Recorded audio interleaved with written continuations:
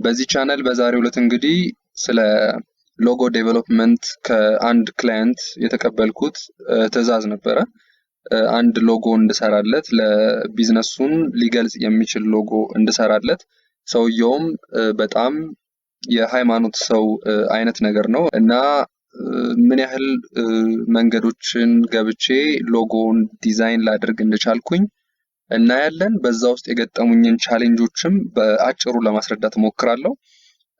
ከምንም በፊት ግን ዲዛይን ስትሰሩ ከአውትፑቱ ላይ ሳይሆን ማሰብ ያለባችሁ ኢንፑቱ ላይ ነው። ማለትም ለአውትፑቱ የሚረዳችሁ የተለያዩ ነገሮች ላይ ነው ማተኮር ያለባችሁ ብዬ አስባለሁኝ።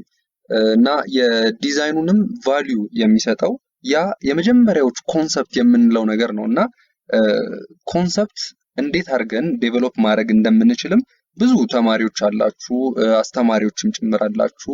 አንዳንድ ዕውቀትንም ደግሞ እንደዚህ የምትፈልጉ ማወቅ የምትፈልጉ ሰዎች አላችሁ እና ብዙ ጊዜ ኮንሰፕት ችግር ሲሆንብን ይስተዋላል። ምክንያቱም አንድን ዲዛይን ዊዛውት ኮንሰፕት ዲዛይን ማድረግ እንችላለን፣ ግልጽ ነው፣ ዲዛይን ማድረግ እንችላለን። ነገር ግን ኮንሰፕት ያለው ሎጎ ወይም ደግሞ ኮንሰፕቱ አሳማኝ የሆነ ሎጎ ወይንም ደግሞ ማንኛውም ዲዛይን እጅግ በጣም ደስ የሚል ነው የሚሆነው ማለት ነው። እንግዲህ ስጀምር በተለያዩ ስኬቾች ኮርነርስቶንን ሊገልጽ ይችላል ብዬ በማስበው መልኩ እዚህ ጋር በተቀመጡት ምስሎች አማካኝነት እንደምትመለከቱት ሞነጫጭሬ የሰሯቸው በስክሪፕቶ ስኬች ነገሮች አሉ እና እንደነገርኳችሁ ቅድም ሰውየው በጣም ሃይማኖታዊ የሃይማኖት ተከታይ ናቸው፣ ፕሮቴስታንት ናቸው እምነታቸው። እና የመጀመሪያው ያነሱልኝ ነገር ምንድነው? ከመጽሐፍ ቅዱስ ውስጥ አንድ ቨርስ ነገሩኝ። ዮሐንስ ወንጌል ምዕራፍ 14 ቁጥር 6 ምን ይላል እዛ ጋር አሉኝ? ኢየሱስም እኔ መንገድና እውነት ሕይወትም ነኝ፣ በእኔ በቀር ወደ አብ የሚመጣ የለም የምትለዋን ጥቅስ አሳይተውኛል። በጣም መወዳት ጥቅስ ናት እሷ ብለውኛል። ስለዚህ እዚህ ጋር እኔ ምን ተረዳሁኝ? ይህን ጥቅስ የወደዱበት አንዳች ነገር ይኖራል ብዬ አሰብኩኝ። ከዚህም ኪወርድ የምላቸውን ነገሮች ለመሰብሰብ ነው የሞከርኩት። ኪወርድ የምላቸውን ነገሮች ለመሰብሰብ ሞክሬያለሁ። ከነዚህ ኪወርዶች መካከል የመጀመሪያው ልክ እዚህ ጋር የምትመለከቱት ኢየሱስም እኔ መንገድ ነኝ።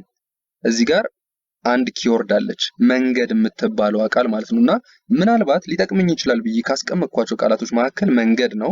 እዚህ ጋር በእኔ በቀር ይላል። በእኔ በቀር ምን ትርጓሜ ሰጠኝ? አንድ ነው ማለት ነው። ከሱ በቀር የለም ማለት አንድ ነው ያ ነገር ማለት። ወደ አብ የሚመጣ የለም ማለት። ወደ አብ የሚመጣ የለም። አብ ማለት ማን ነው? በነገራችን ላይ እንደነገርኳችሁ እኔ ብዙም አላውቅም ስለ ሃይማኖት፣ ያን ያክል ነኝ። ሁሉም እምነቶች በጣም ጠንካራ ጎን አላቸው ብዬ የማምን አንድ ግለሰብ ነኝና ይሄንን ለማወቅ ግን በጣም ብዙ ነገሮች ውስጥ ገብቻለሁኝ። እዚህ ጋር ስንት ነገሮችን አገኘን? 3 ነገሮችን። ዋን የሚለውን ተገኘ፣ መንገድ የሚለው ተገኘ፣ አብ የሚለው ተገኘ። አብ ማለት በመሰረቱ አብ ወልድ መንፈስ ቅዱስ አለ፣ አንድነትና ሶስትነት የምንለው ማለት ነው። እዚህ ጋር አብ ተገለጸ ማለት አብ ብቻ ነው የተገለጸው ማለት ብቻ አይደለም። ወልድ አልተገለጸም፣ መንፈስ ቅዱስ አልተገለጸም ማለት አይደለም። አብ ማለት አንድነት ሶስትነት የሚባለው ነገር ስላለ አንዱ ተጠቀሰ ማለት ሶስቱም አንድ ላይ አብ ወልድ መንፈስ ቅዱስ ተጠቀሱ ማለት ነው። ስለዚህ ጋድ የሚለው ትርጓሜ ይገልጻቸዋል ማለት ነው፣ ወይም ደግሞ ይገልጸዋል። ሶሪ ለቃላት እንግዲህ አጠቃቀሜ ማለት ነው።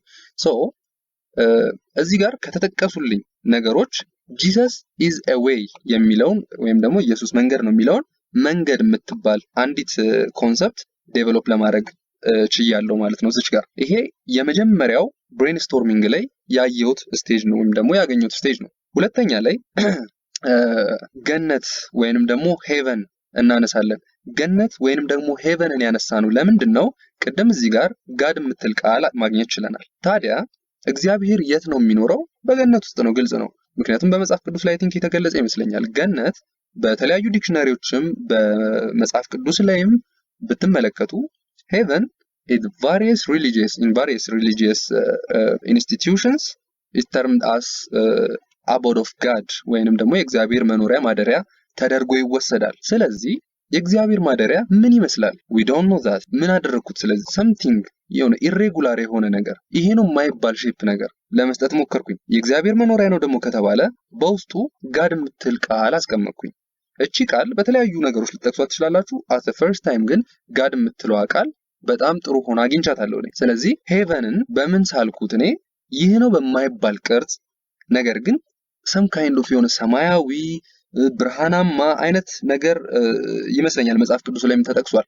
እሱን ወደ በኋላ እንመለስበታለን። ስለዚህ እዚህ ጋር ቅድም ምን አገኘን? መንገድ አግኝተናል፣ ጋድ የሚል ወርድ አግኝተናል። ደን የእግዚአብሔር መኖሪያ ደግሞ የሚባል some kind of imaginary የሆነ ነገርም ማግኘት ችለናል። ወደ ኮርነርስቶን እንምጣ። ኮርነርስቶን ከቃሉ እንጀምር። ኮርነርስቶን የማዕዘን ድንጋይ በመጽሐፍ ቅዱስ ላይ በእርግጥ ተቀምጧል። ነገር ግን እዚህ ጋር ኮርነር ስቶን ሲል በማንኛችንም አይምሮ ውስጥ የሚመጣው ነገር አለ። ኮርነር ስንል በሁለት ነገሮች መካከል የሚፈጠር አንግል የሆነ ሹል ነገር ነው ኮርነር ሲባል ፊልም እናደርገው ማለት ነውና ሁለት ወይንም ከዛ በላይ የሚሆኑ ጎኖች ጋር ሲገናኝ ኮርነር ይፈጠራል። እዚህ ጋር አንድ ሶስት ማዕዘን ነገር ብታገናኙ ኮርነር ሶስት ኮርነሮች አሉት ማለት ነው። ሶስት ማዕዘን የሚባለው ማዕዘን ኮርነር ሶስት ኮርነሮች ስላሉት፣ አራት ማዕዘን የሚባለው ደግሞ ይሄ ኮርነር የምንለው ነገር አራት ኮርነሮች ስላሉት አራት ማዕዘን እንለዋለን ማለት ነው። አምስትም እንደዛው። በአጠቃላይ ግን በትንሹ ሁለት ነገር መፈጠር መቻል አለበት። ሁለት ላይኖች መገናኘት መቻል አለባቸው ይሄ ኮርነር የሚባለው ነገር ለመፍጠር ማለት ነው። እቺን ኮርነር በዚህ ከገለጽናት ስቶን የምትሏስ በምን እንግለጻት? ኦፍ ኮርስ ስቶን ድንጋይ ወይም ማለት ስቶን ድንጋይ እንደምንለው አይነት ነገር። ስለዚህ ኮርነር ስቶን ቃል በቃል እንፍተው ከተባለ ማዕዘን ድንጋይ። ስለዚህ እቺ ድንጋይ ሰምዌር ማዕዘን ላይ መቀመጥ መቻል አለባት ማለት ነው። ቅድም ማዕዘኖችን ምን ማለት እንደሆኑ አስረድቻችኋለሁ። ስለዚህ የቱ ጋር እናስቀምጣት? ለምሳሌ አራት ማዕዘንን ብንወስድ ይሄ ድንጋይ መቀመጥ ያለበት እዚህ ጋር ነው፣ እዚህ ጋር ነው፣ እዚህ ጋር ነው ወይንስ ደግሞ እዚህ ጋር ነው? የቱ ጋር? ዊዛውት ኤኒ ሪዝን እዚህ ጋር ብለን ማስቀመጥ አንችልም። የሆነ ቦታ ላይ ወሰንን ማስቀመጥ መቻል አለብን። ስለዚህ ያ ቦታ የቱ ጋር ነው? አሳማኝ የሆነ ነገርን ማሰብ መቻል አለብን። የቱ ጋር መቀመጥ እንዳለበት ስለማናቅ ማለት ነው። ከመጽሐፍ ቅዱስ ውስጥ አንድ አባባል አግኝቻለሁ። ሀብታም ወይንም ባለጸጋ ወደ መንግስተ ሰማያት ከሚገባ ይልቅ ግመል በመርፌ ቀዳዳ ብትሾልክ ይቀላል ይላል። እዚህ ጋር አንድ ግራፍ ላስቀምጥላችሁ። ይሄኛው ግራፍ ሃይማኖት ወይም ደግሞ የሃይማኖት ግራፍ ብለን እንወስደው አሰምፕሽን ነው። ስለዚህ ምንም ችግር የለውም። ይሄኛው ደግሞ የሀብት መንገድ ነው ብለን እናስብ። አንድ ሰው በጣም ባለጠጋ ነው ማለት ሃይማኖቱን እየረሳ ነው ማለት ከሆነ ልክ በዚህኛው አባባል ከሆነ ማለት ነው ባለጸጋ ስትሆን ወደ ገነት የሚያስገባ መንገድ እየጠበበ ይመጣል ከተባለ የሃይማኖት መንገድህ ይጠብና ሞር የሀብት መንገድህ ይጨምራል። ሀብትህ በጣም ጨምሯል፣ ነገር ግን የሃይማኖት መንገድህ ግን ትንሽ ነች የተጓዝካት ማለት ነች። ጥሩ ገንዘብን ልተው ካልክ በመጽሐፍ ቅዱስ አባባል መሰረት ከሆነ ቻንስ ይሰፋል አይነት ነገር ነውና ሃይማኖት መንገድህን ብትከተል እዚህ ጋር ይሆናል የሀብት አቅምህ ማለት ነው። ይሄ ደግሞ ሀብትን ትተህ ሃይማኖትን ልከተል ካልክ ማለት ነው። የኔ ክላይንት ደግሞ ሃይማኖታቸውንም በጣም ይወዳሉ፣ ቢዝነስ ዓለም ውስጥም በጣም መሰማራት ይፈልጋሉ። ስለዚህ እኔ ምን አደረኩኝ? ኤቭሪቲንግ ኢኳሊ ነው መሄድ ያለበት፣ ባላንስድ ሆኖ ነው መሄድ ያለበት ብዬ ነው ያሰብኩት። ባላንስድ ሆኖ መሄድ ያለበት ሲባል ልክ እንደዚህ 45 ዲግሪ ማለት ነው። ይሄ 45 ዲግሪ ማለት በሃይማኖትም መስመር ጥሩ ሄዷል፣ በቢዝነስ መስመርም ጥሩ ሄዷል ማለት ሶ 45 ዲግሪ ሆኖ ወዴት? አፕዋርድ ወደ ሁሉም ዳይሬክሽን ማለት ነው። ይሄ ነገር በክላይንቴ ዘንድ ተቀባይነት ሊኖረው እንደሚገባ ስላመንኩኝ ምን አደረኩኝ? እቺ ድንጋይ መቀመጥ ያለባት የአራት ማዕዘኑ የላይኛው የቀኝ ጠርዝ ላይ መሆን አለበት ብዬ አመንኩኝ። ስለዚህ ትክክለኛው ቦታ የዚህ ድንጋይ እዚህ ጋር ነው መሆን ያለባት ብዬ አመንኩኝ። ልክ እዚህ ጋር ባስቀመጥኩት መሰረት ማለት ነው። ሌሎች ነገሮችም አሉ ከዚህ በኋላ ሞር ፎከስ ልናደርግባት የሚገባው ነው። የቅድም ያስቀመጥኩት ለገነት some kind of imaginary የሆነ ኦርጋኒክ የሆነ ነገር ኢሬጉላር ሼፕ ነው የተጠቀምኩት። ምን ለመግለጽ? ሄቨንን ለመግለጽ። ምክንያቱም ይሄ ነው የማይባል ስለሆነ ቦታው፣ ስፋቱ፣ ጥልቀቱ፣ ርዝመቱ የማይታወቅ ማለት ነው። ስለዚህ የድንጋይንም ቴክስቸር ብትመለከቱት የሆነ ኢሬጉላር ነገር ነው። ስለዚህ ሼፓቸው ወይንም ፎርማቸው at some point ይገናኛል ማለት ነው። ሶ የድንጋዩንና የስቶኑን ሼፕ ወይንም ፎርም አንድ ላይ ብሌንድ አደረኩት። ስለዚህ እዚህ ቦታ ላይ የእግዚአብሔር መኖሪያ አለ ማለት ነው። ቅድም ስንነሳ እዚህ ኢሬጉላር ሼፕ ውስጥ ደግሞ ምን አለ ብያችሁ ነበረ? እግዚአብሔር ማደሪያው ነው። ወደ ቀጣዩ ስመጣ እግዚአብሔር መንገድ ነው የምትል ቃል ቅድም ታስታውሳላችሁ። ስለዚህ እሷን መጨመር አለብኝ። እሷን የቱ ጋር ነው የምጨምረው? መንገድ ግን ስንል የምን መንገድ? ቃሉን ደግሜ ላንብብላችሁ። ኢየሱስም እኔ መንገድና እውነት ሕይወትም ነኝ፣ በእኔ በቀር ወደ አብ የሚመጣ የለም ብሏል። ስለዚህ እዚህ ጋር የሰራ ነው ኢሬጉላር ሼፕ ገነት ነው አለን። ስቶኗንም ይወክላል ብለን ተናገረን። በውስጡ ማን አለ አለን?